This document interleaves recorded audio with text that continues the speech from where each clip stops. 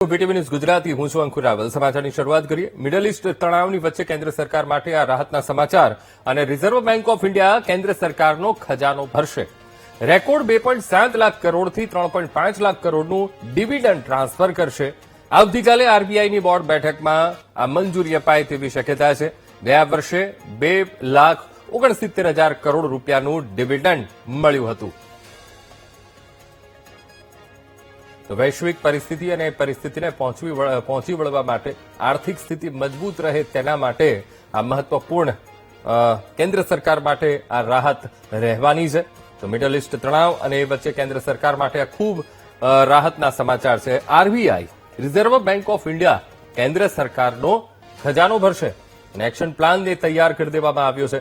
Record 2.7 lakh કરોડથી 3.5 લાખ કરોડનું dividend transfer કરશે અને આવતીકાલે આરબીઆઈની બોર્ડ બેઠક મળવા જઈ રહી છે અને આ બોર્ડ બેઠકમાં મંજૂરી અપાય તેવી શક્યતા છે. ત્યારે ગયા વર્ષે 2,69,000 કરોડ રૂપિયાનું ડિવિડન્ડ મળ્યું હતું. એક તરફ વૈશ્વિક સ્થિતિ અને તેને લઈને ભારત પણ તેનાથી અળગું નથી રહ્યું અને એ સ્થિતિને પહોંચી વળવા માટે એક તરફ કેન્દ્ર સરકારના પ્રયત્ન અને આ તરફ હવે રિઝર્વ બેંક પણ આગળ આવી છે અને સરકારનો ખજાનો ભરશે.